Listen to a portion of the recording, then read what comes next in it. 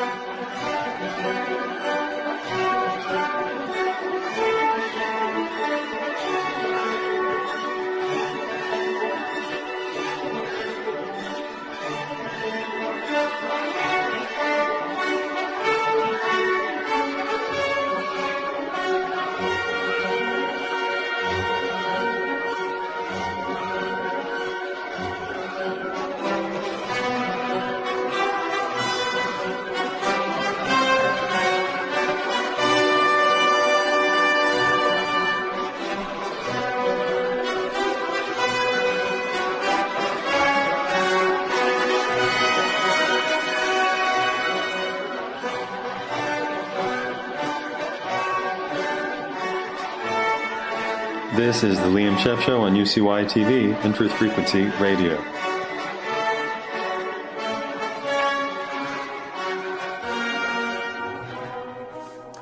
If you ever get out on the internet, you will quickly realize that all the problems in the world are caused by a group of people who we're afraid to talk about, at least in the media, because they own it.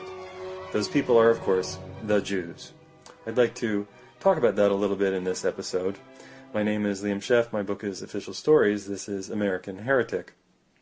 To talk about ancient Judaism, though, we have to separate the conversation a little bit from modern Israel. Modern Israel does function, as Noam Chomsky once said, as, for military purposes, an offshore military base for Western interests, which means getting into the oil-rich lands of the Middle East. If you don't think so, we'll see if we can round that up by the end of the conversation. Christianity, which is what we're living in a Christianized world, has a problem with Judaism. The problem that it has with Judaism, frankly, is that Judaism exists. This fundamental problem with the very existence of another religion at the core of Christianity, also at the core in many ways of Islam, and in some ways at the core of Judaism, has created a number of schisms in the world. Those schisms might have been there for whatever tribal reasons had Christianity not become, well, let's hold that thought. We have a series of divisions. Those divisions are all reflective of each other. Islam claims to be split off from the fathers of Judaism, and Christianity is Judaism 2.0, Judaism the sequel, Judaism plus Superman. Judaism plus kind of a nicer version of Yahweh embodied in a nicer guy, sort of, unless you really read the stuff, in which case you're in trouble and you begin to have doubts, and they'll call you a doubting Thomas, which means stop thinking. Christianity is very, very successful.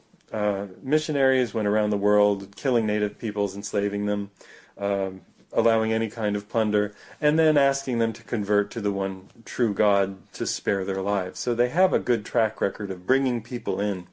It's also profitable to become a Christian in the modern world because most people are Christians and they believe certain things. We'll get into that. We'll get into it. They believe certain things, and it's easier to get along with people if you say you believe the things they believe. So there are many Korean Christians and Asian Christians, and there are people who really don't come from the land of Christianity or Judaism who now proclaim themselves to be Christian, and they have Korean Christs and Asian Christs and any kind of version of Christ that you want to have. And that seems to be the message. The message of Christianity that I would say most well-meaning people, and there are many well-meaning Christians, I'd say most of them are, is do unto others as you'd have them do unto you, turn the other cheek. Generally be kind, be compassionate. And of course my Christian friends are some of the more compassionate, in fact, self-abusingly compassionate people that I know.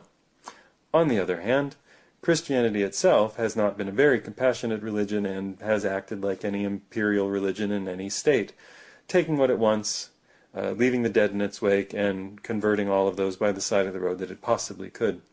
This comes from the Roman habit of doing exactly the same thing. Christianity is really a Roman invention. Christianity came about when Jews were being, well, we would call it a pogrom or an ethnic cleansing now, but they were being destroyed in the Levant, in Jerusalem, for not paying taxes and acquiescing to the will of the Roman Empire. The Roman Empire was originally, like all of the ancient world, polytheistic in the sense that it saw no prohibition against worshipping sort of what you wanted to because the universe is unfathomable. They did worship money, and they worshipped trade.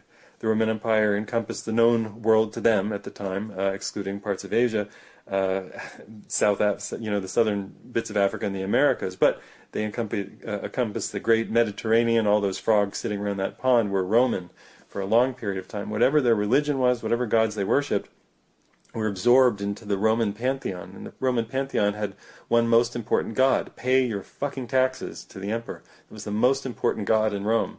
And in many ways, we all know, just ask Wesley Snipes, that the most important god in America is pay your fucking taxes to the emperor and the empire.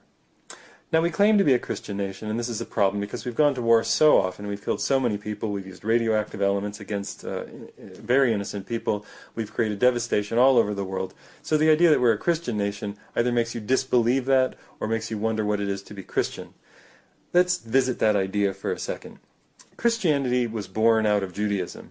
Right out of it, out of the uterus of Judaism, out of the belief in a Messiah like a King David, or any of the so-called prophets coming back, any of the Supermen, Elisha, Elijah, that sequel in the old books, coming back and rescuing the Jews from more oppression. The Christian model was born during the period of really mass murder of the Jews, and the idea of Jesus or Yeshu or Joshua, Christos, the christened one, the king, the new king, who would lead the Jews to salvation after they were destroyed in 67 to 70, the total ransacking of Jerusalem, the raiding of the temple, the mass diaspora that occurred, to I think 135 or so at the final destruction of the Jews by the Romans. Christianity was born in this fervent period as a series of stories that really in a cryptic way told the story of the failure of Judaism to achieve its goals. And so the original Jesus was very Jewish. He was very much a rabbi. If you go to Mark, which is really the first of the stories, it's a messy story in which a guy doesn't want to help anybody who's not in his tribe, and he has the tassels on his robe, and he really is a rabbi. He doesn't go anywhere when he dies. He's not anywhere before he was born. There's no virgin mother. It's a messy story that doesn't really serve Christian purposes. So the story was rewritten in Matthew and Luke. Luke has something to do with the Marcionic story. Marcion was a guy in Turkey who had a whole idea of a new god to replace the old Jewish god, because the old Jewish god was such a party pooper, such a mean old man. So there was a new god of the universe, and he embodied himself in a kind of sun figure, a Xerox kinda, and that was the christened one who would ascend, and if we believed in that, we would rise in our spiritual sense. All of that comes out of the mystery cults of Alexandria, of the desert, where the Dead Sea Scrolls were buried, so they wouldn't be destroyed by the new Christians, which happened. Christians ransacked the ancient world and destroyed libraries and burnt or cracked or in any other way took over anything that resembled their actual lineage. So we don't see the lineage of Christianity in the ancient world as well as we could, because the Christians graffitied all over it or lit it on fire. The early Christians, the church fathers, Eusebius, some of the other names that you can look up if you look up ancient church fathers. Some of them are real, some of them weren't. It's very, very hard to know. Judaism existed for a long time. Judaism was a religion that believed that they were, like all people in all tribes, were the chosen people. It's not a unique thought among tribal people that they're the people. In fact, almost all tribes call themselves the people, and everybody else is not the people. Until maybe you marry in and among them. But the ancient Jews, the Hebrews, the Judeans in the south, and the Israelites, or the people from Israel in the north and Judah in the south, the various kingdoms, were not one people. Different ideas, different gods, truly polytheistic, with Asherah being the consort of Yahweh, the mountain thunder god. Maybe thunder was a very important figure in the ancient world. Maybe maybe we're really looking at an entire history of atmospheric phenomenon disguised as a series of stories. You can go look at The Electric Universe or thunderbolts.info for that concept. It is to say that we don't really know what the Old Testament is about besides a lot of magic. The problem with the Old Testament now, and this is back to the topic, what is the Jewish problem, is that it seems to beg logic at every turn. We know Jews today, and this is a problem for believing the Old Testament. We know Jews today, and they don't seem to be able to do much magic. Parting water, not so much. Little food into a lot of food, unless you know a good caterer, probably not. It's difficult for us to believe the ancient stories because there are Jews today and they don't do any magic, so why should we believe them? Also, Jewish archaeologists, some of the most Jewish people on earth with names like Israel Finkelstein, no, I didn't make that up, have demonstrated to the nth degree of academic evidence-based reality that the stories of Moses and the enslavement of several million people who walked out of Egypt didn't really happen. There are many, many problems with the historical record. There are many problems with the historical concept of any of the figures in the what we call the Old Testament, which really is the Pentateuch or Torah. The idea that a guy wrote his own death scene, as Moses supposedly did, begs credulity a little bit. It's a series of stories that leaves the even mildly curious or logical viewer going, it seems to be a myth. Most Jews know this. I would say most Jews know this, that there's a lot of mythology going on along in these old books, but it doesn't matter because they are the people of the Bible and this is tradition to them. That is quite meaningful. It's meaningful to say this is our tradition and we're going to abide by it because our fathers, mothers did. Okay, fair enough. That's what people all over the world do. The problem is that Christianity missed the part where they decided not to take it literally. Christianity came along and said, all of that's been destroyed. And I really think that it was Judaism, actually, that did it. A fringe of Judaism came along, and this has been argued in many good academic texts, that said, yeah, they're killing us all. We can't say that we shall overcome the empire after empire after empire anymore. Let's try something new. The meek shall inherit the earth. Our Messiah is going to be a really sweet person, and everybody will love him, so you don't have to kill us anymore, and we'll blend in. And they made it a lot easier to become a Jew. In order to become a modern Jew, you just had to say spectacles, testicles, wallet, and watch, or Father, Son, and the Holy Goat, Spirit, Spigot, however you say it in your country. That's all you have to do to become a Christian, which is a new Jew.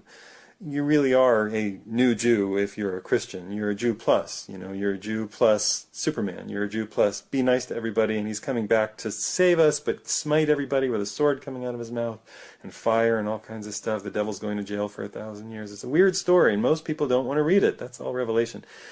Most people don't want to read it. They'd rather watch Kirk Cameron's movies about being left behind or something like that. But they believe in Jesus because it's not really an historical record, and most people who say they believe in it are kind of nice people, and you don't want to take that away. They're nice people. They're my friends. They're your friends. You don't want to say, you don't have to believe in that to be nice. You actually don't have to believe in it to actually be nice, but Christianity wins constantly this battle by saying, if you don't believe in it, you're being tempted by the devil, so don't listen to any critical thinking or you'll go to hell.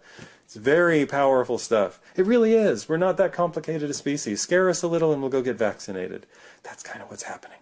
So, the problem with Judaism is that Judaism reveals the faults in Christianity. The reason that people don't really like Jews isn't because they own the banks or make money. They don't own the banks. They got into banking in Europe because they were all forced into the ghetto and they could only get into a number of businesses. Christianity decided by misreading a couple of texts that they weren't allowed to take out loans anymore, as every civilization in all of Western history, Eastern history, has always taken out loans or loaned money or had money that was, I'll gladly pay you Tuesday for a hamburger today has always been the constant theme of every civilization on earth. And that wasn't strange to all of Europe, but then late Christians said, oh, we can't do that anymore. It said so in this text that we misinterpreted.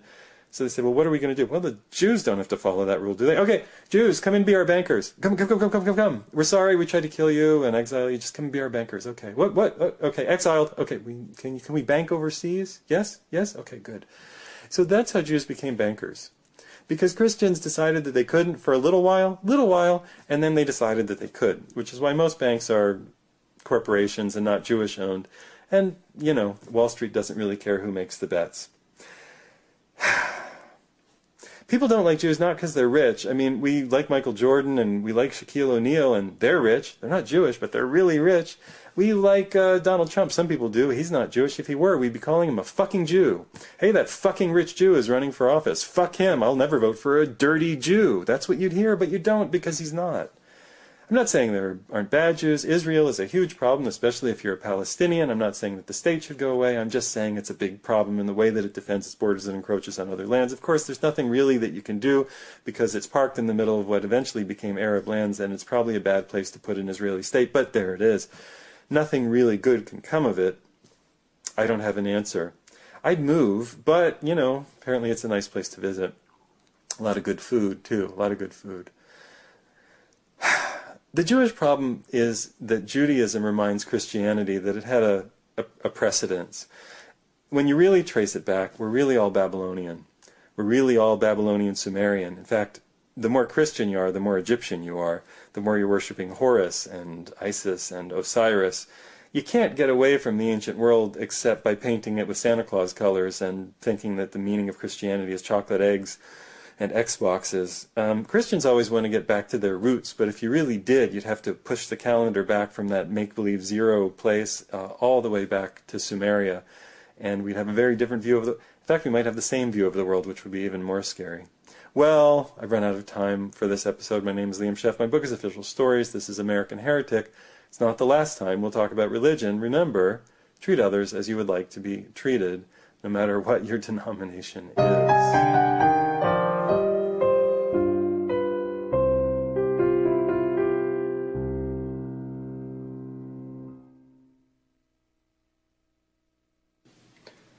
Our economic system demands that we live in small two-person lifeboats. We are bound into those lifeboats by a promise of genital fidelity. We promise never to violate that, or we have to jump out of the lifeboat. If there are children in the lifeboat, we have to tip over the lifeboat and hope there's another lifeboat coming along that doesn't have really more than one person in it, so we can jump into that one. This is called marriage and divorce. And I think that it's one of the most dangerous things that we do as a culture, and it is bound to cause us problems as the culture becomes lower in energy. I'll explain what I mean. My name's Liam Scheff. I'm author of the book Official Stories. This is American Heretic. I've talked about sex before. I've written about it. I have a sort of semi-fictional book about it. We're very uncomfortable talking about it. We have many illusions about how we get together as couples. We know that we date when we're young. We believe in romance.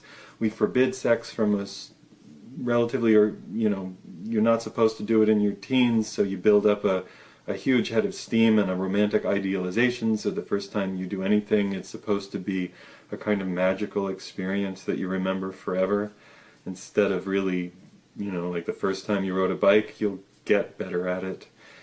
And it will be more fun and you will travel further, but not the first time. We don't really understand sex as a normal process of human biology, human psychology, or human bonding, and that's probably a mistake. It's rather scandalous for people to talk about sex because we've been programmed by the Catholic Church over time. This is very significant because there really is no body or group of people on earth that has been as corrupt as the managerial efforts of the late Roman Empire to corral its people into paying taxes and being afraid of their normal impulses. The Catholics, who are late Jews, really, trading in Leviticus and some of the notions in Leviticus, combined with a story of a redeemer, super god, superhero figure, have given us what we consider our morality. Our morality states that sex is a mortal, grievous sin unless we do it with the Pope's approval, the representative of the Pope in our town, then we can live in our little two-person lifeboat. Once we're in our two-person lifeboat, we are actually totally dependent on the oil industry to bring us all of our material. all of our food, water, clothing, our sewage systems, our electricity, everything that we do and have is entirely dependent on the petroleum industry. There is no way around that, and we can't really do anything about it.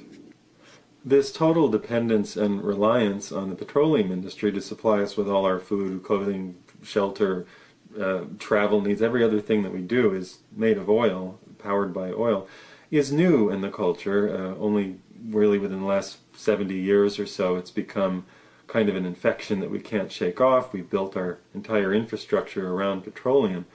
But in the ancient world, and even in the medieval world, we lived in communities, towns, around food, and we actually had to rely on a network of people to supply what we needed on a daily basis. Today we have 150, 200 oil slaves that we don't see running the machines, the washer, the dryer, the air conditioning, growing food very far away and bringing it to us. In the very ancient world, though, we didn't even live in towns, we lived in tribes.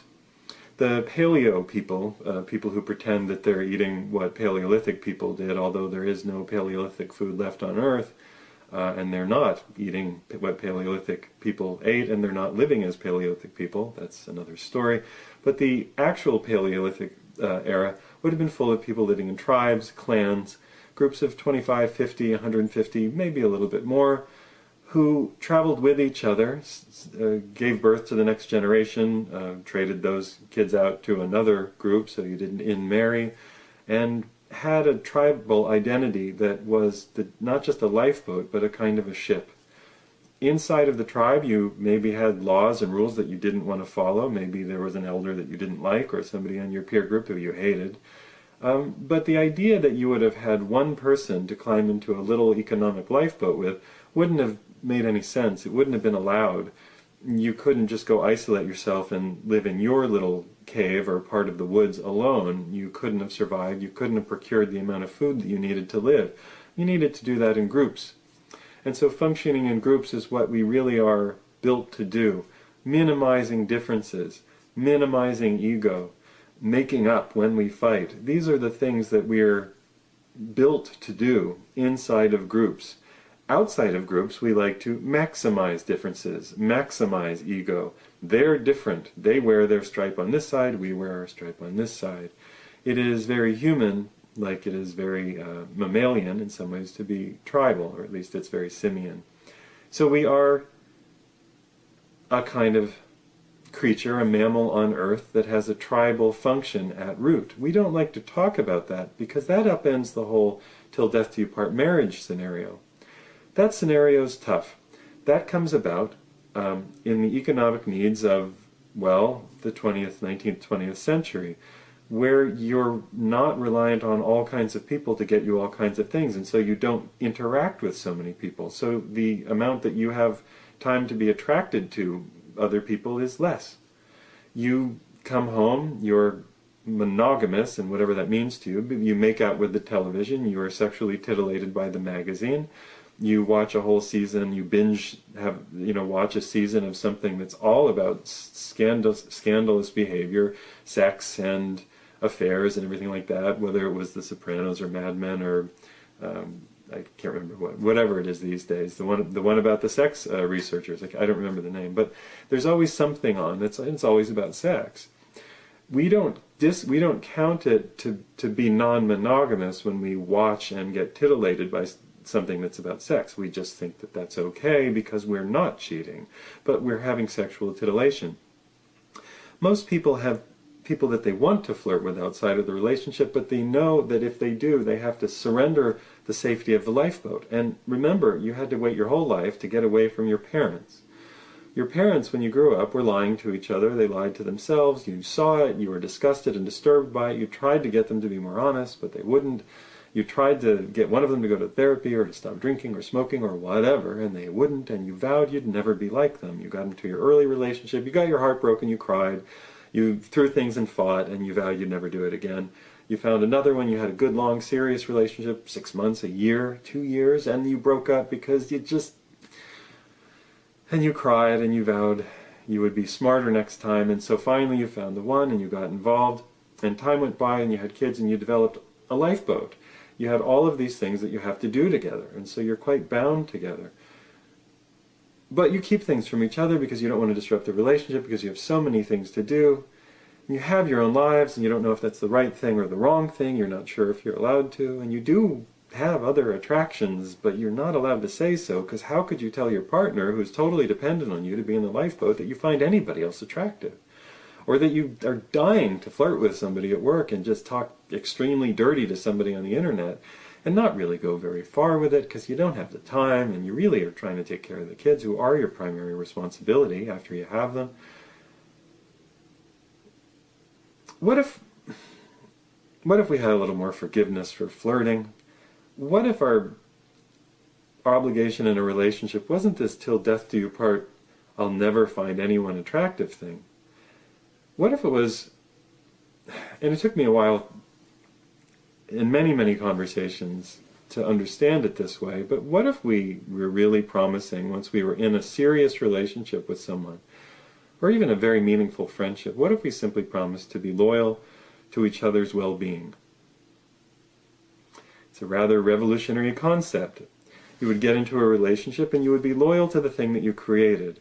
It doesn't mean you're genitally loyal, it means that you're conversational. And if the relationship goes on long enough, you may age out of some lovely adolescent notions. You may have built such an empire of children or business together that you never really had time to nurture the other thing, and it's sort of faded, and maybe you weren't exactly each other's type that way, and you're terrified to say that because you do love the person in so many ways.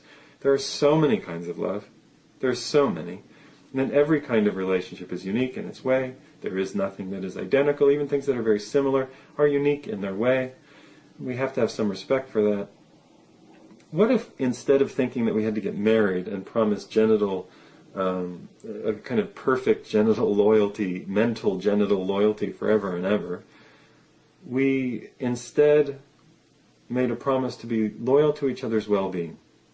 So if we got into a relationship and it was meaningful and sincere, we would stay present. We would not expect to own the person. We would give them a break. We wouldn't try to manage their every waking moment. We'd let them have their internet time to flirt. We'd let them have some time to talk a little bit dirty here and there, maybe, if it works out in your relationship that's possible. If that's too much, I understand. We're all very different. I have friends who have very open relationships. They are, as far as I can tell, very happy. They're some of the longest lasting relationships I've known. The least dishonest, the least duplicitous, the most earthy. They know that they are a couple, that they are not going to walk away from each other in an emergency. They've also graduated from the school of thinking that we're actually a species that is anything other than tribal. They know that we need, psychologically, sometimes emotionally, sometimes we need the compassion and hugs of another person who is not the person who we rely on for every single thing, so that we don't drive each other crazy and feel like an ingrown toenail that's festering and festering. What if we gave each other a break? And instead of saying, if you look at her, if you look at him, I'll leave you, we said, okay, if you need to flirt, go flirt, but these are the things that we have to have as standard. We have to pay the bills and pay the rent and take care of the kids. And if we're parents, then we are forever parents. And that is a loyalty that we will always have to have. We will always have to be loyal to our job as being parents. We will always have to be loyal, not just to each other's well-being, but to the well-being of the children. Wouldn't that change the divorce process in America? Wouldn't it change the marriage process? Right now, marriage puts you out on the edge of a cliff and says, if you ever break this, you only have one option. It's to go to the divorce court, to pay the shyster bastard lawyers who are going to steal money from you, that favor narcissism in the courts, favor every kind of bad, divisive behavior of tearing people apart. Instead of supporting that, what if we actually said, no, once you have kids together, of course, the culture demands that you're always going to be good co-parents. You don't have a choice. Tribally, we demand that you will work together and be good co-parents, that you will not let each other starve, that you will look out for each other in a very reasonable way. That said, if you need to have other friends because you've aged out, because there are differences that have come up between you that you don't want to fight to reconcile. You'd rather just be friends anyway than trying to make each other into something else. Wasn't it Dionne Warwick who said, "Don't make me over"? This is a very difficult thing for people to talk about. I'm presenting it to you sincerely, not as somebody who's entirely successful in all these things. I have my fights and my failures, of course, but I'm asked sometimes because I have talked about it. There's a book, Sex at Dawn, and Sex at Dawn presents an idea that we were a tribal species. I think I very much favored it for a while, but what the book fails to say is that life in the Stone Age was hard. Paleolithic life was very, very hard. Being a hunter-gatherer was very, very hard. So it's not just that it was easy then.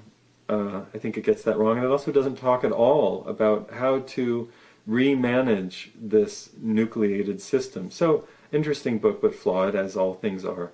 I want to put it out there, though, that in an age where the oil supply might be dwindling down, we might have to tolerate being a little more tribal with each other. And I'm not talking about all of us reading The Ethical Slut together and thinking it's okay. I'm not talking about a big LSD, peyote, ayahuasca experiment in which we all take all our clothes off and dance around naked under the moon. But it doesn't sound that bad sometimes, does it? In which we all dance around naked under the moon, and come what may, in the morning we forgive all sins. Well, there are cultures that do that on a regular basis because they know that the human being needs that kind of thing sometimes. I'm saying that what if we promised when we got serious with someone to be loyal to each other's well-being? Wouldn't that be a nicer relationship? Wouldn't that change the nature of breakups if we looked at someone and said, we're having a lot of troubles, but I am not abandoning you as a friend, as a person, as someone who's going to help make good decisions because I care about you. That's why. Once you love someone that way, you love them. Why walk away from being a friend? I think our marriage structure forces us to walk away from being friends, and even our dating structure forces us to. I think we could do better. That may be pie in the sky. My name is Liam Scheff. My book is Official Stories. My other book is The Truth About Love. This is American Heretic. If you enjoyed this message of independent philosophy, put a couple dollars into the PayPal.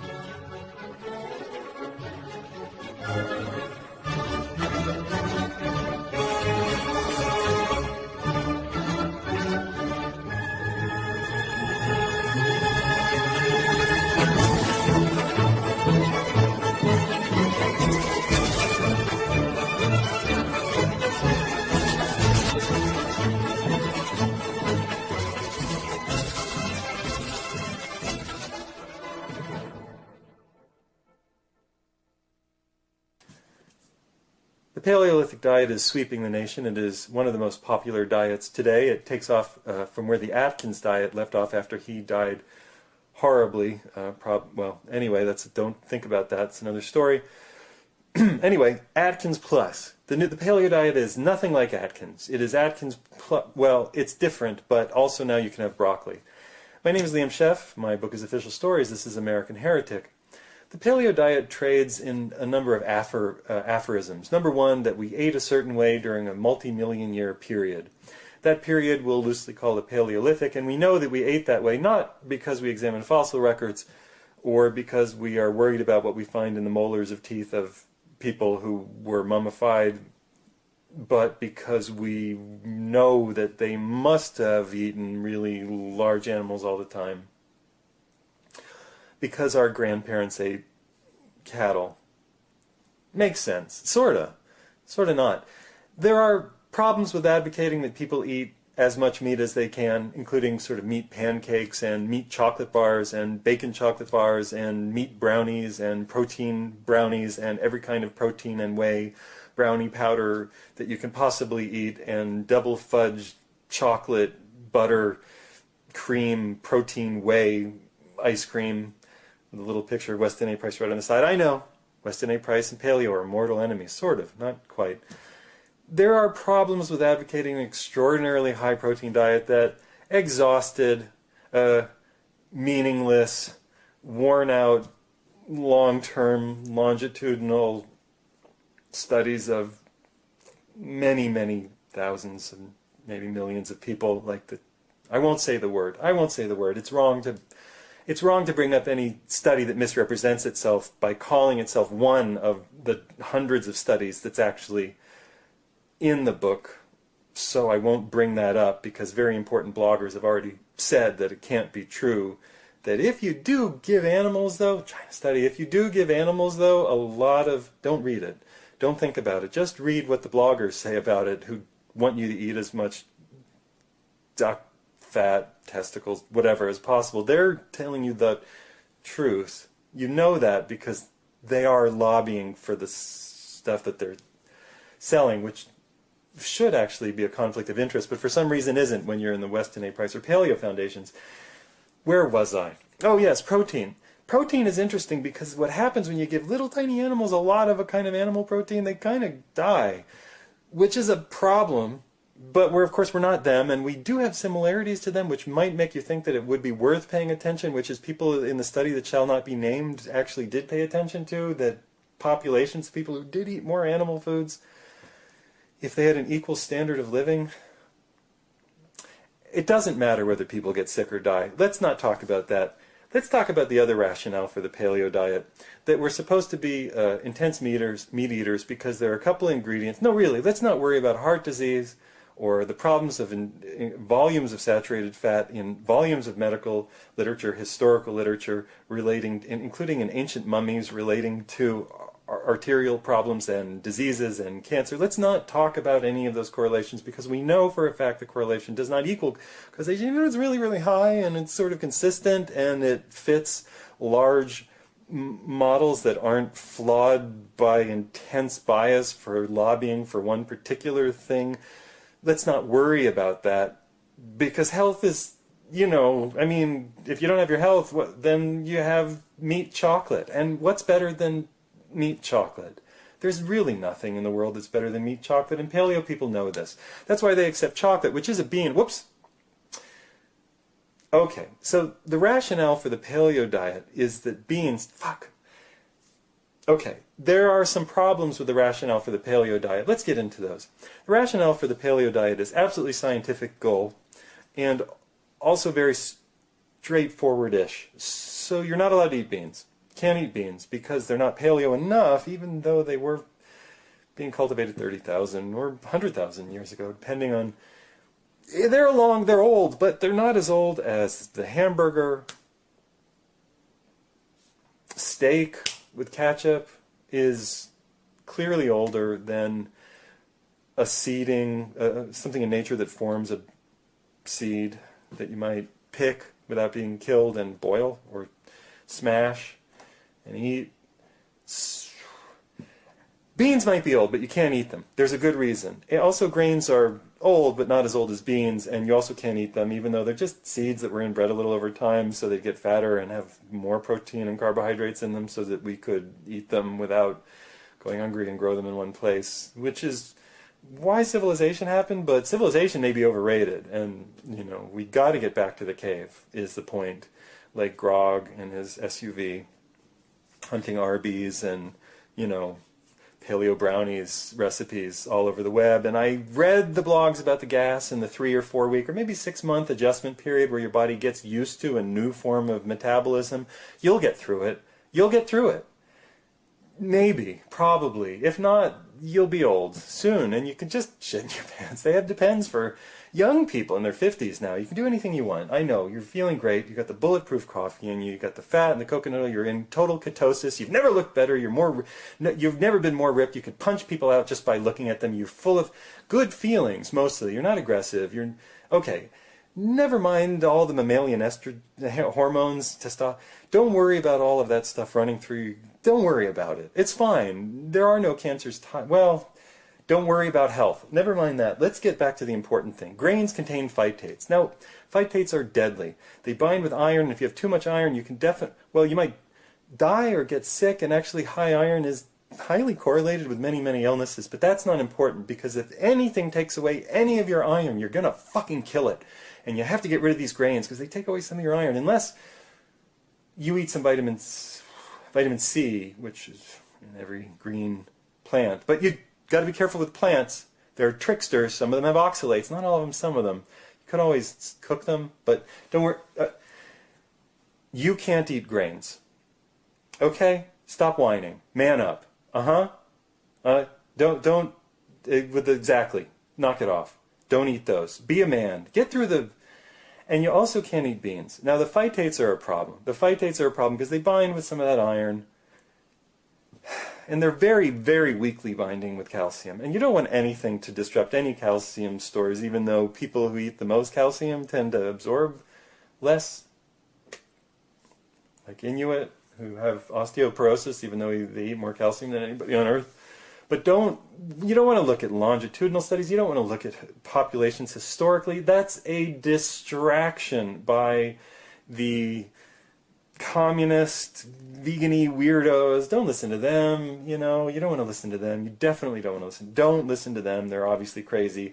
And even people in the middle who aren't vegans, they're secretly vegans, probably Jews and communists too. So don't listen to them. Remember, Jesus did eat bread, didn't he? Well, you know what? That doesn't have to be true. That could have been a misinterpretation. The other problem with phytates is they break up kidney stones, which you get from eating too much animal protein, so that's actually an argument in favor of them. So maybe they can make a pill. Actually, they already have, made of phytates so that people who don't eat phytates can eat phytates, and you don't have to eat grains. So you can get the benefits of phytates, which is why you don't eat grains without... The other thing about phytates is they're important for neurological health, for cell function. They're kind of get around in the body, and they are antioxidants.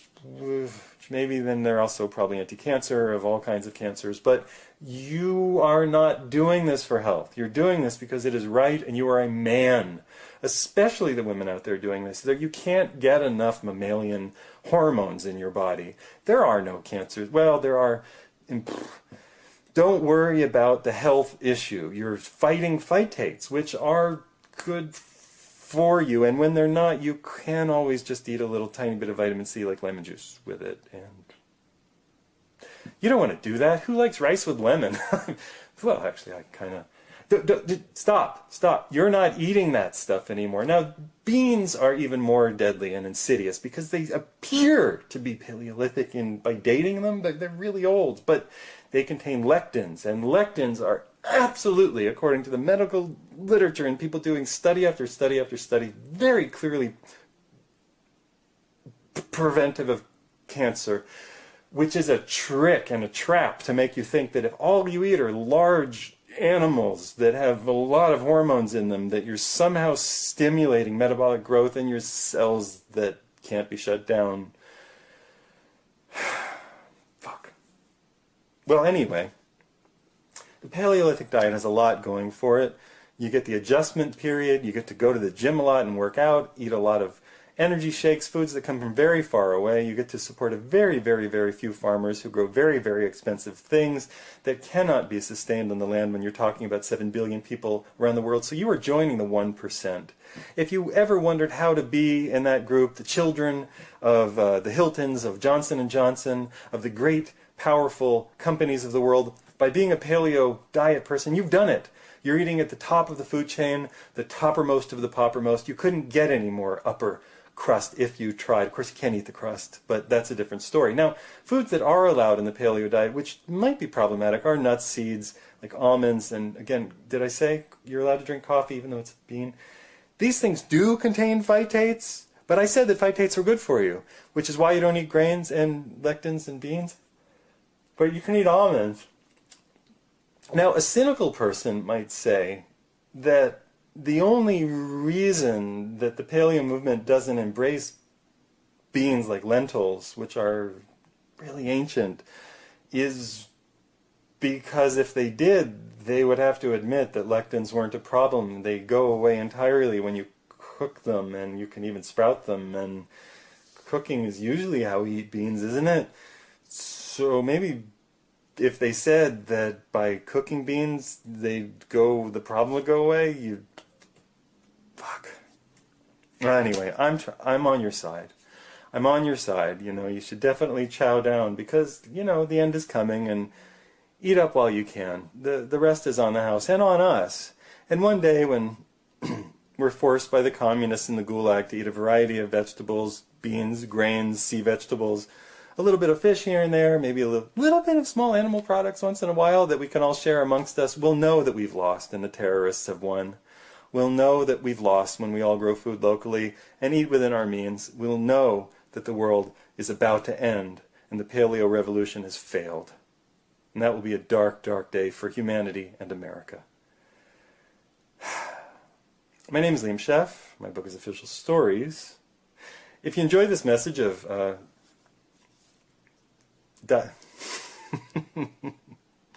see you next time.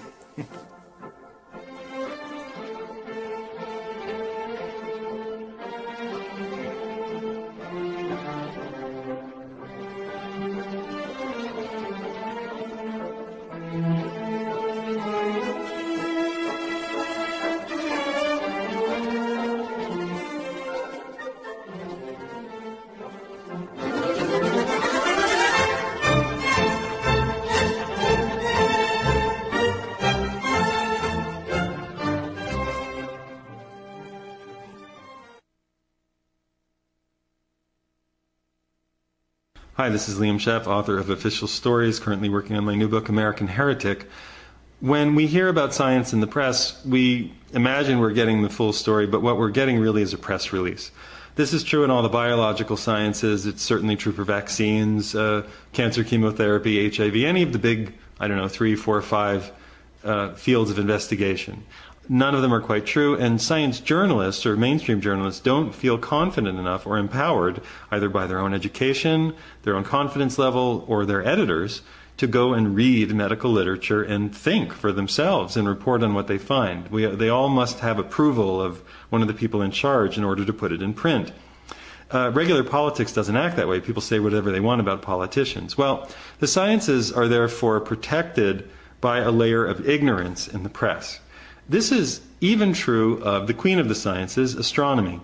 It would surprise most people to realize that even astronomy is totally fraudulent as it's presented to us.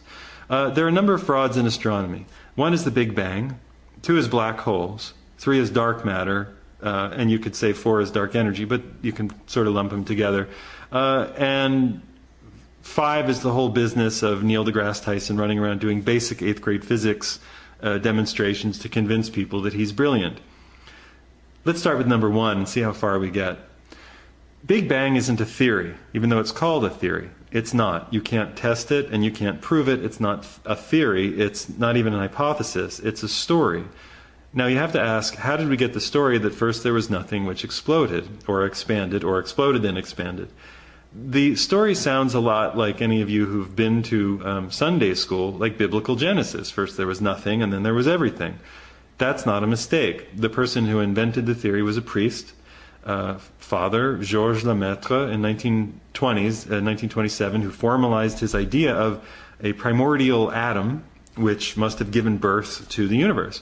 He was very clear in his desire to wed biblical Genesis, the old Babylonian Hebrew mythic creation story, with what people were seeing through telescopes. So he came up with this idea, and he was roundly ridiculed. I believe it was Fred Hoyle who actually made fun of him and said, well, it's a Big Bang, as a put-down, as a slight. Well, the name stuck. And it just so happened that even though everybody knew it was a recapitulation, a remake, a redo, a reboot of biblical Genesis, they kind of went with it because they were all good Jesuit, Jewish, Christian, Protestant schoolboys somewhere inside, and they needed a creation story. So they tried to see if they could make it stick. They decided to interpret some of the light that they saw through telescopes as evidence for it, but you have to interpret that evidence so much that it's not any kind of good evidence. Meanwhile, it's been their only evidence. That and a little bit of radiation in the background of our local galaxy, or our area of the galaxy, they decide is total evidence for the idea that nothing exploded. Both of those have been overturned. They say that red light means things were very far away, meaning they came out of the first part of the explosion of the Big Bang, and so they're going faster and they're far away. And then things that are a little bluer are supposed to be closer. Well, it turns out that when you look through telescopes, you see things that are redder in front of things that are bluer, meaning that it's not true. Things that are redder have their own intrinsic reason for being red, and things that are bluer have their own intrinsic energetic reason for being blue. If you want to figure out why things are the way they are in outer space, you have to graduate from this limited Babylonian, Judeo-Hebrew, mythic way of thinking about things and look at electricity. Now, there's a reason why astronomy was gotten so wrong. It's because the first real push toward astronomy came out of Isaac Newton's work. And Isaac Newton had no real experimental interaction with electricity. That came later. That came in the era of Michael Faraday and James Clerk Maxwell and others, Volta and Ohm. And so they didn't understand that the most powerful thing in the world was this thing we call plasma. And plasma is it's not just an electrified gas, it really is a fourth form of matter that when energized forms all of the shapes that you see in outer space. So when you put energy through it, and that's what happens in outer space all the time, that's nebula and quasars and stars, it forms double layers like the shape of various nebulae, or the finger-like tendrils called the fractaline, lightning-like tendrils coming out of a lot of nebula. That's all plasma. And so if you study plasma physics or electrified plasma physics, you'll understand what's happening in outer space. But astronomy won't do that. They're wedded to this idea that it's a gravity-only universe that came out of nothing. So they're stuck in Isaac Newton's, I think, 17th century. They're stuck way back in the past. Meanwhile, the world has moved on to being electrical, and astronomy hasn't caught up with it yet. Now, because Big Bang has failed, and it has failed, and it fails to predict the shapes, the giant shapes and clusters of things, and the giant spaces that you see in outer space, because an explosion should just throw everything out in a kind of, equal sponge, they've had to invent other power sources to align galaxies and objects and to create the energetic flow that they believe that they need. So they've created black holes, things without any particular matter that you can't see, that have infinite density and infinite attraction. Well, there are 4 atomic forces, and none of them relate to what they've just created with this black hole. They've gone on to create dark matter. Dark matter is supposed to apply extra material so that things don't fall apart, because clearly things aren't falling apart. Therefore, there must be something there making it not fall apart. Well, there is something there. It's one of the atomic forces. It's the electromagnetic force. You don't need invisible dark matter that you can't measure. You have the electromagnetic force already. They invented dark energy because some things are further apart than they think they should be, so they think they need something to push things apart. Well, you don't need dark energy to push things apart, because you have the electromagnetic force, which creates spirals and tendrils and daisy chains, long currents of material along central axes, like galaxies, like pinwheels. You don't need anything special when you include electricity into the equation. But mainstream astronomy won't do it. They're caught in Einstein's work and Einstein's equations, which don't make any sense. They're Alice in Wonderland fairy tale things about how if you get into a spaceship and fly, you'll be younger than the person who stayed here on the planet. Stuff that you can't prove, stuff nobody's ever been able to prove. They've done a couple of experiments with fast flying planes and atomic clocks, and when there's a slight difference, they say that's total proof of this. Any clock is going to be affected by fast movement, even an atomic clock, so they forget to count that. Astronomy is a huge mess, and there's no way to rescue it from itself. But people have to stop believing the press releases of Neil deGrasse Tyson and the Carl Sagans, even though he's gone, of the world. And he was more modest, by the way, but still, we the people have to stop believing the press releases that come out from scientific agencies and start believing the upstarts and the critics who have something to say about the field that they're investigating and make sense and are willing to do reproducible experiments. If they're not willing to do that, and they just want trillions of dollars or billions of dollars to build hadron colliders or build things that they say can listen to the echo of 2 black holes hitting each other, then we shouldn't trust them. Because outer space is right there, out there through the telescope, and you can see it. You don't need billions and billions and billions of dollars to try to reproduce what you think might be there, because you still have to believe in the Big Bang. This may not seem important to people, but NASA has spent more than $500 billion, probably $700 billion over its lifetime to give us Tang, to put a monkey or 2 in space, to kill a teacher, to kill some astronauts, to forward the military-industrial complex, to build better rockets so we can launch missiles at people from further away, and nothing else. Nothing at all. Absolutely nothing. We don't have better understanding of energy. We don't have better understanding of the planet. Not from NASA. Not at all. We have some nice pictures that they put together, and I appreciate those, of things in outer space. But we could have put up the Hubble telescope and still understood that the universe is made of plasma, and it didn't come from a biblical Big Bang. This is Liam Scheff. You can support actual independent thinking and journalism by finding the PayPal link below. You can read more about this by going to thunderbolts.info. You can read my book, Official Stories. You can go to plasmacosmology.net. There are many, many pages. You can read Don Scott's book. I think it's called The Electric Sky. I recommend that one. There are many, many pages to read about plasma physics and plasma cosmology. It's not woo, as the mainstream crazy scientists like to say, who believe in time dilation and dark matter and black holes, which, again, don't exist and are just there to punch up Big Bang. It's not a theory, so what are you going to call it? See you next time. This is American Heretic.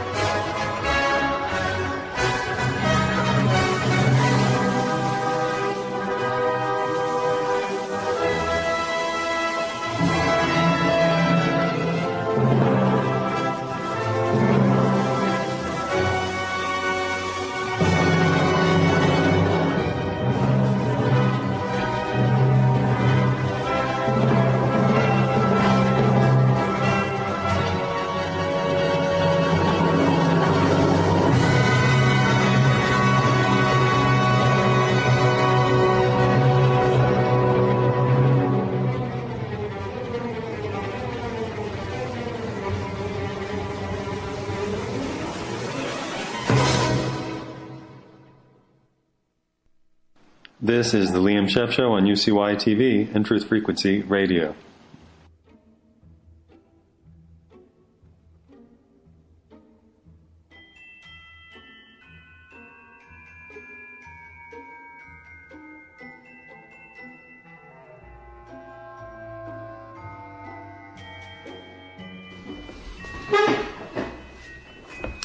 We don't have a very good idea of what we mean culturally or as a world when we talk about science.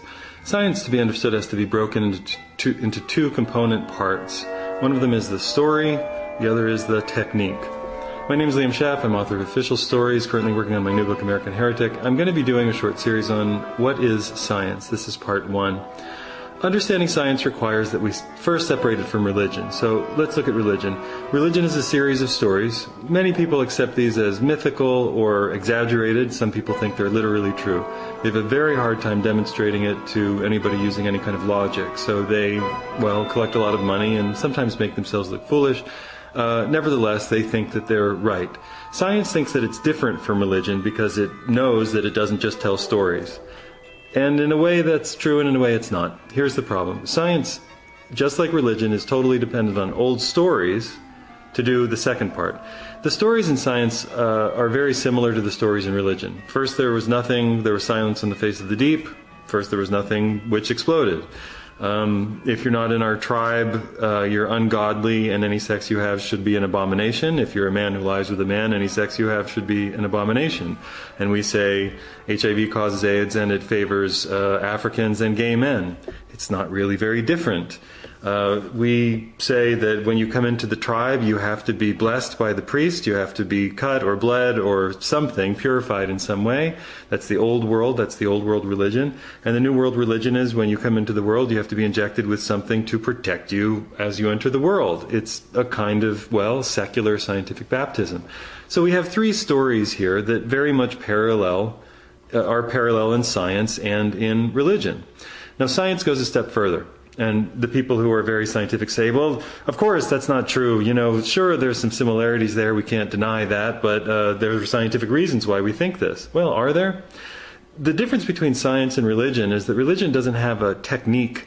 Religion isn't a tool-making enterprise. Sure, there are manufactured artifacts all over Europe that, there are 3,000 pieces or whatever of the original cross, equaling many, many, many, many tons of wood, shipfuls of wood. Sure, there are saints' bones everywhere, and sure, there are a million places where something magical supposedly happened. And these were invented throughout the Middle Ages as kind of Disneyland theme parks for the religious-minded people at that point. I mean, religion used to, our science is to religion of the past. It was the going thing that we believed in. Now we believe in science, and we're a slightly harder sell. We need a better technique to convince us. The techniques of science are, impressive. We are a storytelling mammal, but we're a tool-making mammal. And this is how science works. Science takes its storytelling capacity and then couples it with some very impressive tool-making. Let's go to the first example. First, there was nothing which exploded.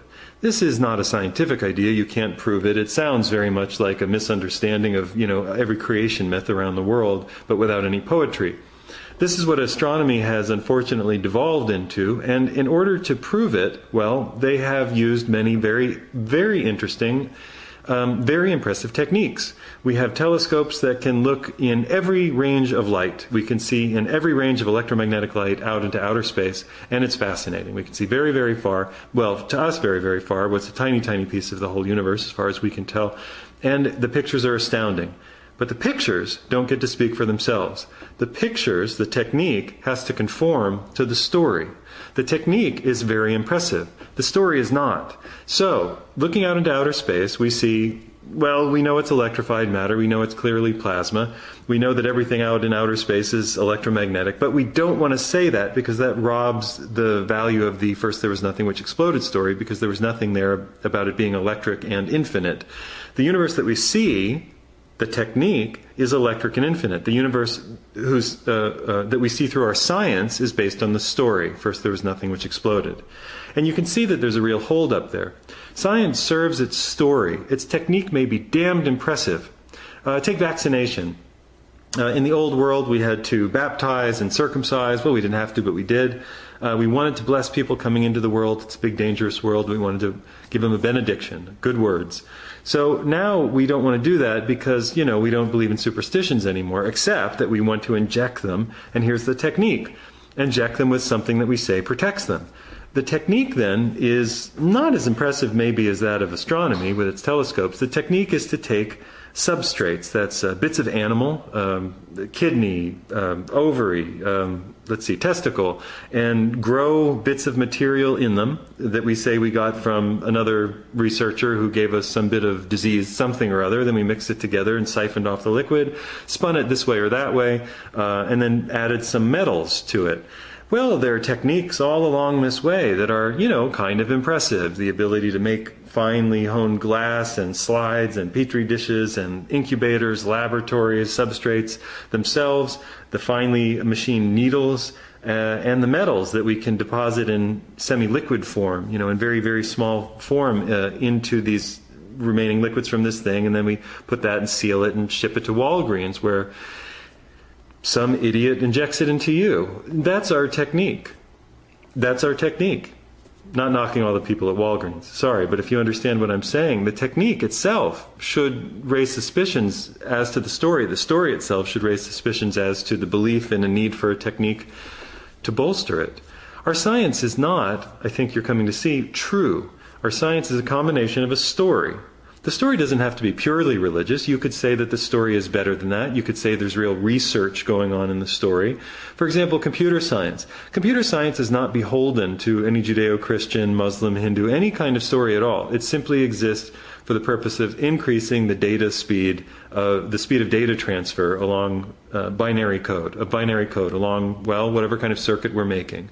So that's really it. How fast can we distribute data and have it analyzed in a subset of nested hierarchy of chips? How fast can we do that?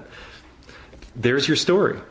That's why computer science is so far in advance of our biological science, because computer science doesn't have to bow to a previously existing story.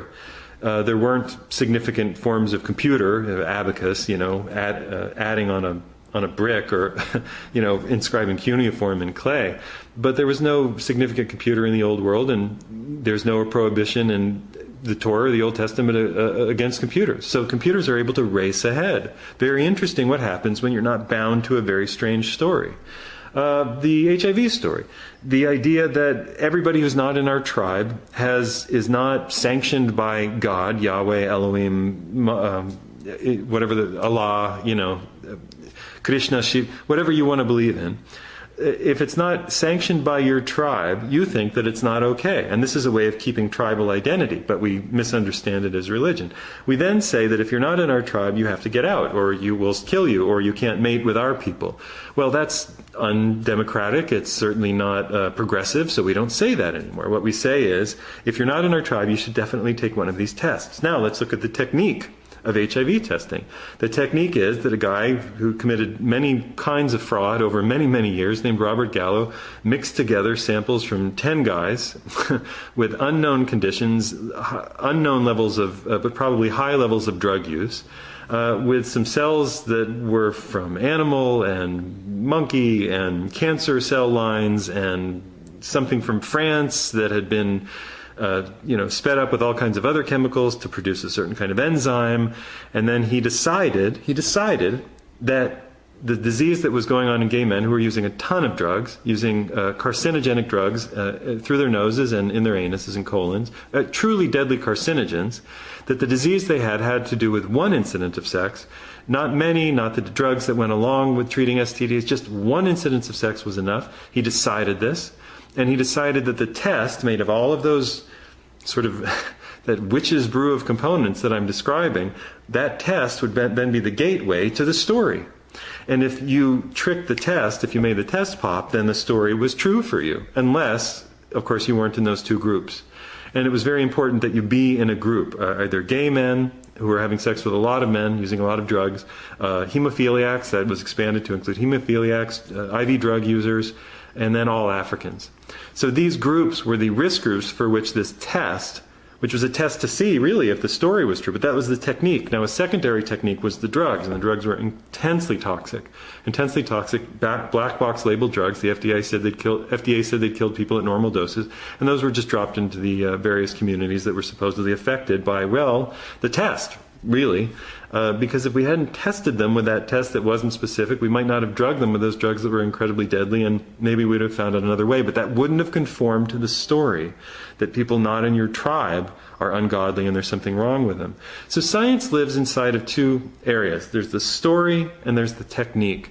And the story doesn't have to be any good at all for the technique to be achieved and put into motion internationally. And you can figure out how much good or damage it does based on the quality of the thinking in the story.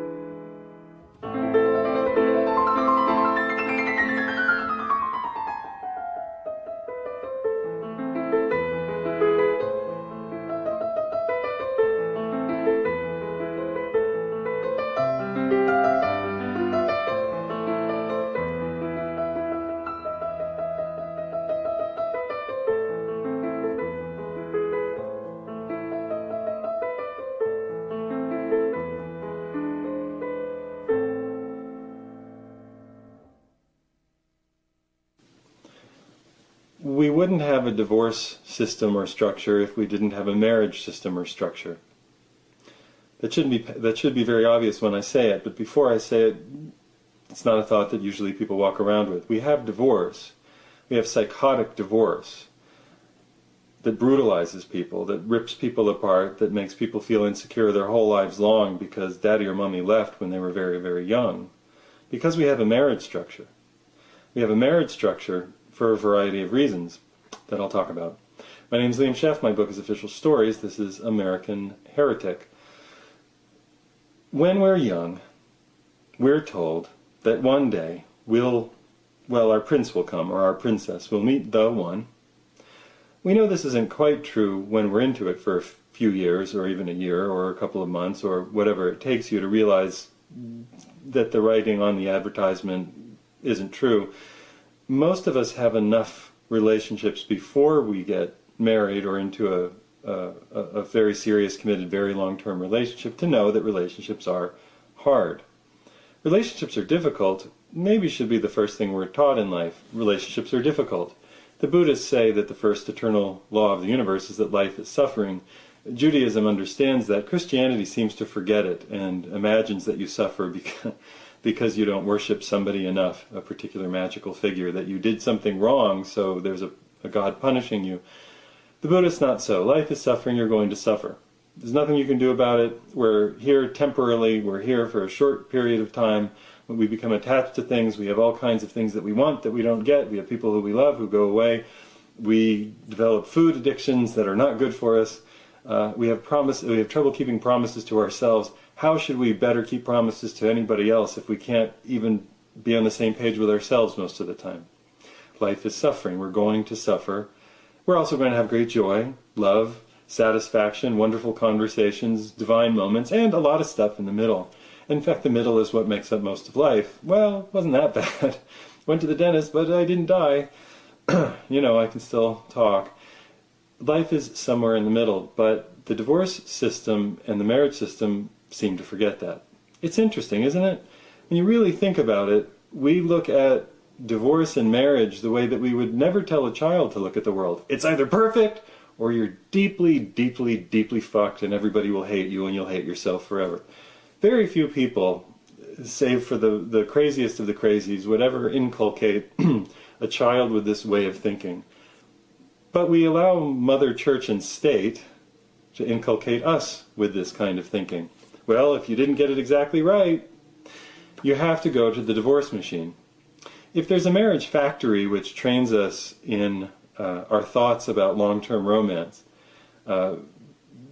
pushed up, held up by all kinds of nonsense movies and novels in which things never really work out until the last couple frames of the movie, which should tell you something.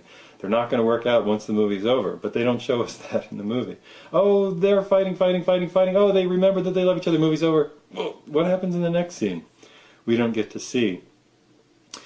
We allow the state, Mother Church and State, to tell us that we have to be very, very, very, very, very, very, very perfect, or pretend to be, hi, everything's fine, for everybody that we meet, or we've failed. There's no middle. The middle should be, yeah, we form a little collective.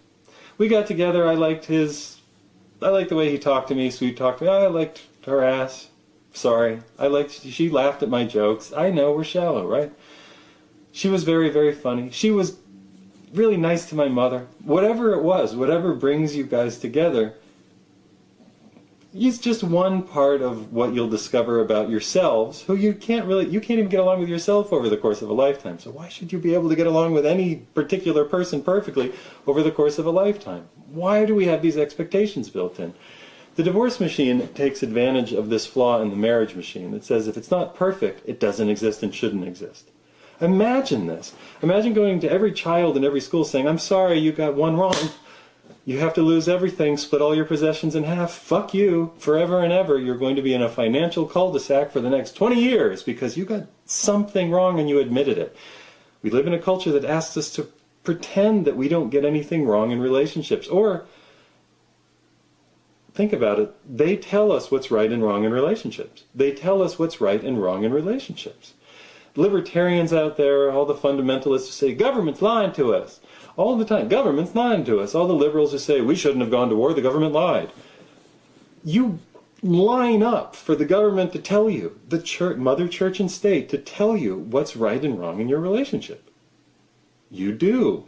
And when you get enough wrong that you have to admit, okay, we failed, we have to kill each other. We have to go and kill each other in court. What's mine is not mine, what's yours is not yours. Half of it goes to the state, and then we fight about the remainder. There's a divorce machine out there waiting for you to admit that the standard model of relationships is incorrect. But they don't phrase it that way because they don't take any responsibility. They've inherited their model from the legalisms of the Middle Ages. And if you don't believe it, you can go read books about legalism in the Middle Age. There's a book called Sex and Punishment, which should be at the top of your list. Another book called Marriage Confidential, which should be at the top of your list, to realize what people really are like. Because we hide it from ourselves. Not well. It's all over the front of People magazine. It's all over the divorce rate. It's all over the fact that every sitcom and every television show is about how things don't really work the way they're supposed to. But let's talk about that supposed. Why are they supposed to? There's a history to this. There's a history to women having a particular designated role in pastoral and herding in agricultural society. You can read about this. You can think about it. You can talk about it, although people will say, why are you talking about that? I totally believe that this is the way we're supposed to be, and if you don't believe it, I don't like you. And there's a lot of pressure to conform to the marriage factory. Otherwise, you end up in the divorce machine.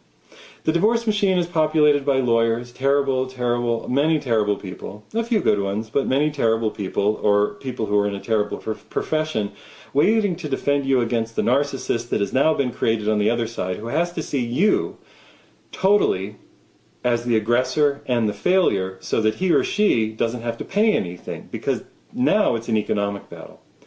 And America, and probably the world, but America especially is full of, I pity you if you're a mother of 2 or more and you ever decide to get divorced, because you are totally dependent on this guy. Whatever his behavior has been like, if you decide to get divorced and you are not incredibly rich already, you are going to be very poor, because the divorce machine doesn't care about you. It has some rules, like anybody can walk into court, lie and continue to lie and try to get everything they want out of their divorce so that they don't have to pay for the rest of their lives while their children grow up. The courts will demand that men pay a little bit, or that the breadwinner will pay a little bit. The fact that we have a breadwinner, that it's all capitalism, that nothing really relates to the well-being of children. Not really. It's about winning bread, and we mean money when we say that. You have to walk into court and be prepared to fight tooth and nail to make sure that you don't just get to say, yeah, maybe the system's a little fucked up. Maybe I wasn't perfect, she wasn't perfect, but maybe we should just be more concerned about making sure the kids don't go hungry, and that they don't think that people end up hating each other just because they didn't keep a promise to be Prince Charming and Cinderella. Well, what happened the day after Prince Charming and Cinderella had the magic with a glass slipper? What happened the day after? We never get to see it. The reality of relationships is that they come in colors. There are a variety, and they tend to progress, and then they cycle about. There is the early relationship in which we're deeply in love, romantically, and we can't get enough of the person. There's the beginning when we notice there are things about each other that we don't really understand, and we begin to fight, and maybe we feel stronger for having fought those out a little bit. Then they accumulate, and we realize, shit, this is just another person. I can't manage and control this person. There are people who don't know that, and they try to manage and control the person because the marriage system says, the marriage factory wants us all to be perfect, so the woman tries, and the man tries, and the man tries to be stern and says, do this, do this, do this, and the woman tries to be meek and obedient and says, okay, fine, I hate you. Smarter couples end up knowing that they're more friends over time than they are early adolescent romantic partners. Some people keep a romantic zeal going, to their credit, to their all praise to them, but they maybe don't have the deeper intellectual understanding of each other, and they end up in trouble for a very different set of reasons. There are reasons why relationships seem to go in different directions over time, but the marriage factory doesn't let us have colors and flavors and styles of relationships. It says you're in this thing together. No one can help you. You're sucking at the teat of the oil state. Everything that you have comes in from trucks and factories and stores far away. And if you ask your neighbor for a cup of sugar, you better not find anybody over there attractive. Don't flirt, or it's all over and you have to go to the divorce machine, where you stand up in court and belittle each other and betray confidences that you had in each other and use everything that you ever knew against each other. Just ask Tina Swithin, divorcing a narcissist. Just ask anybody who has more than 2 kids who tries to get divorced because the husband or wife is monstrous. Just ask them how much it hurt them to try to go up against somebody in the divorce machine. The divorce machine wants to steal everything from you. Everything. Your sanity, your relationships, your relationship with your kids. It wants to make you into a vindictive, cold-blooded, lying narcissist so that you don't have to pay.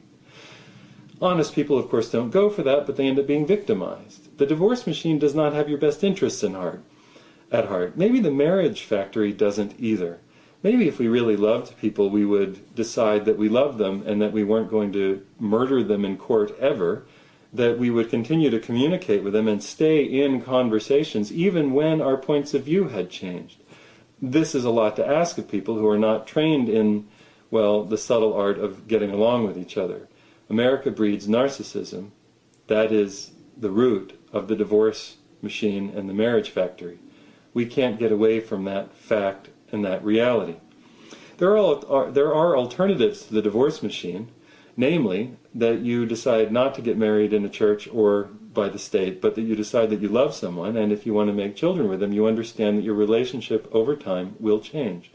This is very, very troubling, but the first eternal law of the universe, at least in the philosophies that I study, is that life is change.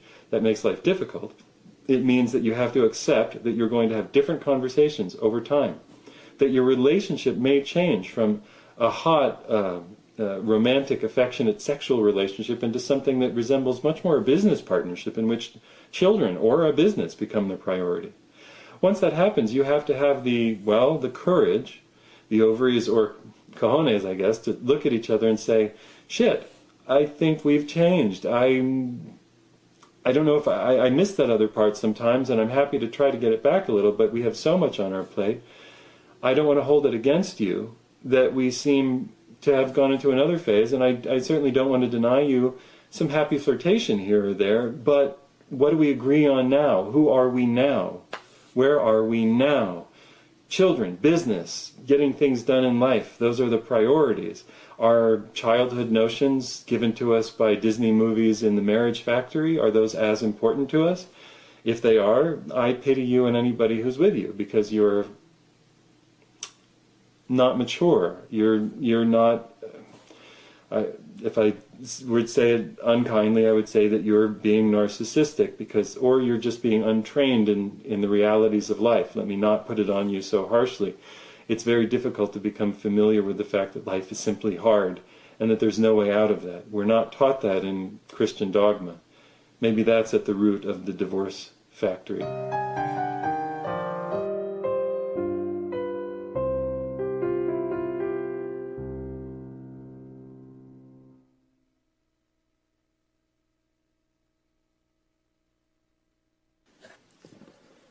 Jesus Land is right around the corner in America. Leave any city and you will find that the Old Testament, sort of colored with a little, dollops of the new, to separate it from Judaism, which is what Christianity is alive and well. It's just waiting for civilization to pull back just a little bit to rear its head. Now, whether you think that head is ugly or necessary or benign, or you're a believer in the Jewish nice guy superhero version of Jesus rather than the rabbinical crusader against all people who were not like him version of Jesus, all in the same set of books collected by the Roman authorities, don't forget that, in the 300s AD, totally screwing up our perception of history is the notion that there was somebody magical born at a place we call zero. Even the Catholics will tell you that's not true. Nobody knows when the magical figure was born, but it really screws up our conception of where we come from. If we were paying attention to our actual historical roots, we would date this civilization as arising in Assyria and Babylon, which is where our myths arise from and our law codes, our conceptions of a city, of a large town, metropolis in which people are intersecting with many, many different kinds of jobs, subspecialization of work and labor. That's all Sumerian. I mean, it's all Tigris, Euphrates, Fertile Crescent, ancient civilization. That's where we come from. So we really should be backdating this civilization not to 2000, but to 5, 6, something like that, 1,000, maybe 7, depending on how you date it and where you want to look. Okay. That aside, I wasn't talking about how to date this civilization. I was talking about the return of Jesus Land. And Jesus Land shall return with a vengeance. Maybe it's worth thinking about that Babylonian heritage, though, because in order to make this clear to you, I'm going to have to explain where the Old Testament comes from. The Old Testament is the Torah, in some parts of the Talmud, it's the Pentateuch. It's books that were written by various disagreeing groups of people who identified in some way as Hebrew, in different parts of the area called the Levant, at different times, under many different circumstances, collated long after supposed events took place. The events have no historical backing. It's very important to know that when you talk about the Old Testament or the Torah, there is no historical Moses. There are no historical figures of Adam, Eve, Cain, Abel. Clearly these are imagined figures, much like Superman or Spider-Man or George and Martha Kent. Or if you want to say even that you could find an historical figure called Moses, you have to go up against the archaeologists who say, we've been trying for a long time, we're not seeing it. If you want to go up against the historians and say there was an exodus from Egypt, and it was 600,000 something Jewish males plus their families, concubines, and children, 2 or 3 million people leaving Egypt in what would have been the 1600s, something like that, BCE. You can't find any archaeological evidence for it, so you're really in a rut when you try to prove the Old Testament, which is supposed to be true so that the New Testament can be true. You're in a really hard place when you're trying to prove that in any way from history. That doesn't stop people from believing it. We've had great movies. The Ten Commandments, Charlton Heston. There's never been a better Ten Commandments movie than that one. It's the top of the top. He's there with a great beard. Pharaoh, let my people go. You're like, yeah, let them go. Or we'll kill all your children, which they did. Their God is not a nice God. The fundamentalist Christians are far more Jewish and far more ancient Hebrew, despite the lack of historical, what they call historicity, despite the lack of historical backing, than any Jews I've ever met except the most fundamentalist Jews. And the fundamentalist Jews are a smaller part of Judaism, I think, than fundamentalist Christians are of Christianity. The fundamentalist Christians are just waiting, in many ways, to be proven right, to be proven that the end of days is coming. This isn't all Christians, by the way, and I'll get to that. But the fundamentalists are waiting until this crass, commercial, very Roman, by the way, society, money and trading society just goes away and get back to the good old days of, well, what were the good old days like? Women owning, slave owning, killing everybody who's not in your tribe. The Bible isn't a book so much as a collection of what I consider Hebrew fairy tales, mythologized astronomical events, perhaps. Many arguments can be made to what some of the great destruction events were, from Gilgamesh to Noah, to any of the worldwide flood stories that you get all over the place, all over the world, to the worldwide atmospheric event stories you get in the plasma formations. When you look at somebody like Anthony Peratt, a plasma physicist who looked, through the lens of plasma physics and was able to reproduce all of these strange figures that are carved into rock all over the place during the Dark Ages that occurred after worldwide destruction happened. So when you look at the Old Testament, we don't even get to look at it through maybe a mythologized actual history. We're forced to look at it as some sort of literal event, as though George and Martha Kent really existed and Kal-El really came from Krypton. We're not allowed to say that Superman was a myth made by Jews, actually 2 Jewish boy writers, during the run-up to the Nazi period in Germany and the huge waves of anti-Semitism that have always existed in Europe. And it was a response to say, no, we're okay and strong too. We're not allowed to look at the Bible that way. And it's a terrible, terrible loss that culturally we're not more like Hindus and able to, and I know this bothers a lot of people that I say this, but we're not able to say it doesn't have to be literally true for us to enjoy the story and even to worship some of the God figures in these stories. There's so many God figures in the Bible, it's very silly to talk about one God. What the ancient Greeks and Romans, the Syrians, Babylonians did was they took and Native Americans, is they took all the aspects of nature in their world and they let it be infused with an idea of a God or a spirit. The Hebrews, I think it was the southern tribe that was always at war with everybody and was losing. They were in more difficult territory, they couldn't farm as well. They eventually circled around their one God, Yahweh, but he was just one of many. He had a consort named Asherah. And because he was the war god and the thunder god, and you can make the argument that astronomical, celestial, atmospheric events relating to thunder and lightning were happening, and so that really raised the cachet of the thunder god, or simply that war was the primary occupation of a people constantly embattled and having to defend themselves, so that the one God became the most important. Then human psychology took over and said, well, if we just worship this one, maybe we'll win, and if we kill everybody else, or say that it's okay to kill everybody else because they don't worship our one God, maybe we'll win. So instead of saying there are many, you can worship anything you want, but we kind of have to get along with people. The Romans said, you can worship anybody you want as long as you pay us taxes. And if you don't do that, we will kill you. They were very clear about that. If you rebel against us, we will kill you and it will be horrible, which is what the Romans did with the Jews. The Romans absolutely annihilated the Jews, massive ethnic cleansing, because the Jews wouldn't relent and just pay taxes, and they kept rebelling inside of Roman, what was their land, but inside of Roman territory. And they didn't want to accept that.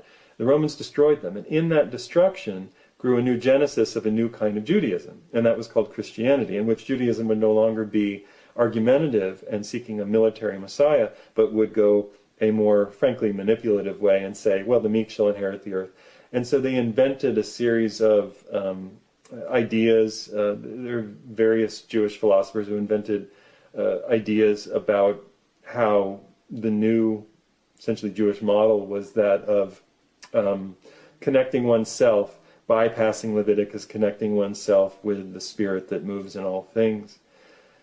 Now, American Christian fundamentalists are immune to history, just like American scientific fundamentalists are immune to logic and history. They don't want to know about the actual history of vaccination or the toxins in vaccines. It's a science and it's good enough. Just in the same way, American Christian fundamentalists are absolutely immune to history, and I think to their detriment. Because when there is, and there's going to be, a societal collapse, an economic collapse, slow going in some places, very quick in others, the only thing people are going to have to hold on to, because it was the thing they grew up with, is the Old Testament. And Leviticus is ugly. It is ugly, scary stuff. So if you want to believe that the Bible is in some way true, you're going to have to be like most Christians and ignore 99.9% of it and take the nice words. When things get bad, people forget the nice words and they take the hard words. And that's what scares me about Jesus Land coming back. I wish we were a more flexible country when it came to religion, but we're not. My name is Liam Scheff. My book is Official Stories. This is American Heretic.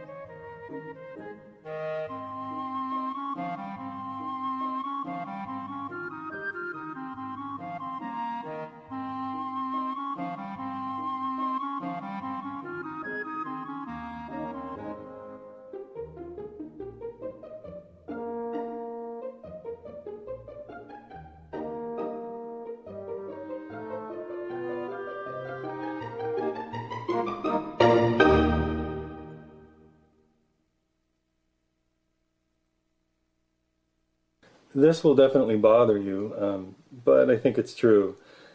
One of the things that I tell to my very religious Christian friends is that if they had been born in India, they would be Hindu, and they would worship Krishna instead of Jesus, and they would think of Brahma as a creator of the universe, and Shiva as a creator-destructor figure, and Ganesha as a luck figure, and then there would be many, many local gods, and there would be many goddesses.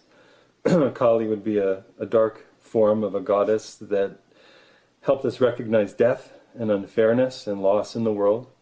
You'd go about your day, you'd be ethical in the sense that you would treat people in general as you would hope to be treated. Those laws would simply apply the way they did in any other religion. I guess my point is that religions around the world are often interchangeable in net result. And that religion itself isn't good or bad, but that it reflects the, let me say, abundance or paucity of a culture. So, take Christianity, which is essentially a Jewish spin-off religion that frames the Jewish book as being true but flawed, and even the God in that book is flawed, and so you needed a sequel in which the God was a bit nicer, you know, and maybe let more people in, and yet you still have that end of the world stuff in which if you don't believe you're all going to die and it's still going to be horrible. So Christianity isn't that much of an improvement. In fact, in many ways it's It's a lot worse than Judaism, which didn't have a, well, Judaism has its own problems. But that religion is all over the world in different ways. But no two Christians or no two Christian churches or groups seem to believe the same thing, which makes dealing with Christianity very, very, very difficult. There's no method, there's no particular logic. It's ahistorical, it's anti-history. So if you come to it as a student of history, you'll find all the great events in Christianity are not there. The great figures are not there. You might see slivers of Moses in 10 figures from Egyptian pharaohs to, well, you never really know, but they're not there in the way that they should be for a huge historical event, which begs every question, of course. The Old Testament makes sense when you look at religion as a myth-making about society, the way that our superhero stories are myth-making about society. It's kind of a one-for-one translation, the way that we make our superheroes, and I mean Batman, Superman, Spider-Man, etc., Godzilla, the Hulk, these things that are half science and half real place, and I know I'm over the half quotient now, but a portion science and a portion the real place, and then a portion magical, mystical, hero's journey stuff. You infuse all of these things with the aspects of your culture, and so Spider-Man has to represent essentially the nicer aspect of the Christian ethos, be kind, turn the other cheek. Batman doesn't. Batman is a much more Babylonian, archaic god, and I think that's why he's so popular. He's simply Ares, god of war, and he'll run you through, at least in the good comics. Now, the movies have a lot of trouble because they get confused about which Batman they're representing, so they imagine that Batman can't kill people, even though Batman clearly kills a lot of people, but then he stops at killing the guy he should kill. It doesn't make any sense. The movies screw it all up, even though they make it visual. But from religion to religion to religion, there are a set of ethics, and the basic ethos around the world in any civilization is treat other people more or less how you want to be treated, unless you're in a lower class, in which case you don't have rights.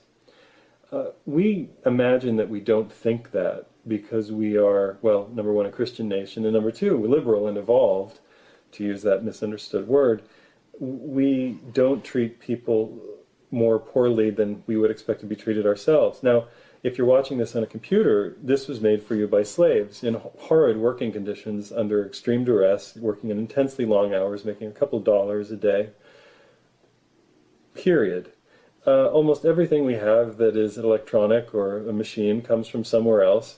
The metals in it come from mining operations. The metals in everything come from mining operations. There's no aluminum foil that doesn't come from a mining operation in which people are essentially being tortured by the labor itself, underpaid, undercut by mob bosses. I mean, it's just a huge nightmare. So we definitely don't practice treat others as you want to be treated when it comes to people who aren't in our immediate sphere. In that way, we're very ancient, I guess we're very ancient Hebrew or Babylonian in the sense, well, really more Hebrew, in the sense that our tribal law is good for us. But if you're not in the tribe or you violate the laws of the tribe, you're out and you can be treated like anything. The prison system is a perfect example of you're out and you can be treated like anything. We don't treat people the way we would expect to be treated, and prison doesn't rehabilitate anybody. It either makes them better criminals or converts them into some religion and they become sort of lost in preaching that for the rest of their lives and give up any other personal goals. We tend to have, and I know there are people who did good things after prison, after becoming religious, so I apologize, I amend that statement. And religion isn't necessarily a force for evil, but managed religion is managed always on the basis of shame. It doesn't matter if you're in a small tribe or the worldwide, electronics era tribe. It's shame, and the easiest thing to shame is always sex. So religion always gets you, especially the Judeo-Christian religions, even the Hindu religion, even religions that don't say they're religion, like communism, it's a cultic religion, or science is a cultic religion. They always go to a dark area of sex to make us feel terrible. Now, the Judaic religion was very clear. If you lay with a man or you lay with somebody who's not your wife, who is married, who is in your tribe, that's very wrong. If they're outside of your tribe, you can do whatever you want. That's always the rule. If they're outside of the tribe, you can kill them, rape them, whatever.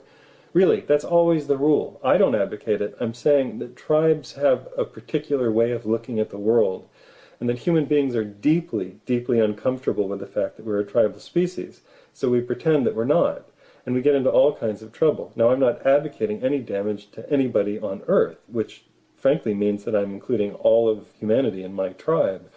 But we don't really do that. You know, we don't really actually practice that, because I can say that, but I have aluminum in the things around me, and people on those things were tortured and, you know, driven to death by making the products that I'm using without thinking about it, and the product you're using without thinking about it. Sex is always the thing that we pick on to shame people, and I'm not sure why it's so effective, but somewhere in the human psyche it just works. If you tell somebody that it's wrong to think about finding anybody attractive who's outside of your religiously allowed affiliation, they'll feel terrible. Well, of course, that works because when they're young, all the adults come around, and I think I'm answering my own question, all the adults come around and say, shame, shame, shame, shame, shame. You were masturbating, you were looking at Playboy magazine, you looked over her skirt, you kissed that girl behind you, kissed that boy behind the bleachers. Shame, shame, shame. And you feel, oh my God, I didn't think it was bad, it didn't feel bad, it must have been bad. Oh my God, I better not think about these things again. So religion seems to function on the basis of, number one, the tribal affiliation is very important. So we're a storytelling species, I've said this before, and as a storytelling species, we profoundly need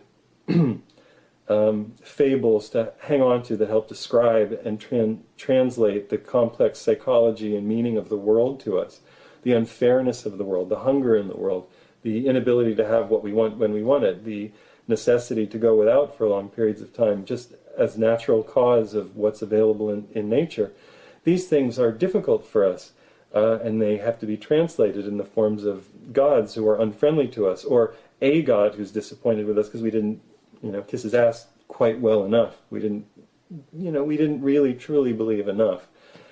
By the way, monotheism has to have a god who's psychologically just fond of torture, whereas polytheism, you can have your gods who like you and the gods who don't like you, so you get to sort of split it up. I think polytheism ends up being more mentally healthy because you don't always think you're dealing with a kind of psychotic, abusive parent who's so narcissistic and bipolar that you don't know which way he is facing. It's always a he in monotheism. That should also tell you something.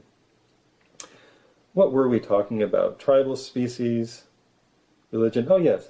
If you were born in another country, you would have that country's religion, and I feel that you would probably find a way to be ethical within that religion, except to people outside the tribe who you didn't consider ethical because they weren't of your religion. That statement alone should give all of humanity pause, and maybe stop it from believing that it was important to think of things so literally when we talk about things we can't actually see or describe. Of course it won't, it's just a YouTube video, and it won't stop what's been human nature for all of eternity. And I think that it is human nature. My name is Liam Scheff, my book is Official Stories, this is American Heretic.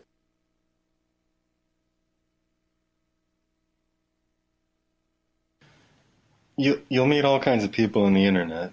Some of them will tell you that they have the answers to life's most persistent questions. There are people who will try to sell Jesus to you again, or Allah, Muhammad, whatever. There will be people who will tell you that we create our own reality. They fail to look outside and realize that everything is made of oil and by the oil companies. Simplest thing you can do is figure out what things are made of. It's all made of petroleum, by petroleum, for petroleum. So they're not correct. There are people who think that everything is a creation of something they call mind. It's a nice philosophical debate point somewhere between Plato and Aristotle. I suppose you can get lost in that, or Heraclitus. But nobody can prove anything like that. And there are people who would tell you that the Great Awakening is coming. These are my favorite people because they refuse to be bent or cowed or bowed by any piece of information. It doesn't matter how bad it is, it doesn't matter how bad the news is, because we create our own reality with our mind, and the Great Awakening is coming. Sure, Canada's on fire. Sure, there are tar sand fires all over the place that are clouding the hemisphere. No big deal. We create our own reality with our mind. Clearly we meant to create this. The ancient Hebrews had a thought form that pervaded and pervades their strange philosophy of life, which is that if something bad happens to them, it's because they didn't worship their angry deity enough. And you create your own reality with your mind is a form of that. It's like victim blaming. You didn't believe in yourself enough, so you didn't get what you wanted, or we didn't believe in tar sands enough, so there's a fire, or there are people suppressing free energy, so we still have to dig for coal and tar. Are any of these true? I study history. The best thing to study if you want to understand the human species is history, because history is a psychological report card for our species. It goes back thousands of years of seeing us, the human species, uninterrupted for the most part, and its ups and downs in periods of famine and abysmal flood and surfeit and surplus, and you can see how we change. You can see how when we have enough, we seem pretty happy. We still go a little bit crazy. In fact, we tend to be Dionysian when we have too much. We tend to overindulge and go nuts. When we have too little, we start blaming people for not being like us. We get extremely well, like the ancient Hebrews, right? Very occultic and tribal, and anybody who doesn't do what we do and cut themselves the way we do and bleed the way we do and look the way we do and speak the way we do and run around on Sunday or Saturday or Tuesday or whatever day is our holy day the way we do is clearly not a good person, and we can kill them and take their stuff. The people that say you create your own reality with their mind are incorrect, because we have to eat food, and food grows in the earth. And that's that. Food grows in the earth. We got to have water, we got to have a river, we got to have rain, we got to have seeds. We didn't create that. We didn't create that with our mind. And if you say it's a creation of mind, it's not a creation of our mind, or we're a creation of the mind that creates all things, you might as well stop talking about it, because we're here. We're not going to know anything else until we're not. So even if we're part of the great universal stream, this is it, and we've got to make the best of it, just like the Mayans and Aztecs, Toltecs and Incas. Well, that's another story. If you want to understand the human species and our likely destiny as a nation, you might as well study Greek and Roman history, Assyrian, Babylonian history. Because it's only then that you see what happens when people go into periods of, famine and decline, and you can see that the institutions that they've made become more constrictive, more punitive. They get tighter and tighter, more and more anxious. And I think we're headed into a period of more and more anxiety and tighter control. And you can imagine that we create our own reality with our mind, and we're in a collective evolutionary phase, and free energy is just around the corner. But let me ask you a question. If there is a machine that can power us, and it wouldn't be free, but that can make more heat than we think can be made with an atomic fusion reaction, who's going to use it for a weapon? Who's going to try to control it? Who's going to try to manage it? And once we have it, what are we going to do with that energy? We already have free energy. We spend it driving FedEx trucks around the country, delivering our overnight deliveries of Nintendo video games to us, of bullshit to us. We spend it burning oil all the time so that we can have whatever we want whenever we want it. It's not what we need, it's what we think we want. So what are we going to do if we have free energy? What are we going to do? We have free energy now. 90% of what we do, 95% of what we do in this economy is fat. It's nothing that we need. It doesn't feed us. It's a waste of the energy in the system. We pour most of our food into cattle. Most of our food goes into cattle at a significant loss, upwards of 90%. We then eat the remains, and we call ourselves free. What if there's no great awakening? What if we're stuck with us? What if we're our partner for the rest of the human species' life? What if this is it? If this is it, we better stop looking to other people for answers, and we better start cutting the fat out of the system. And maybe stop waiting for somebody else to save us. My name's Liam Scheff. I'm writing my new book, American Heretic. My book is Official Stories. It's available on Amazon.com. Kindle and Create Space.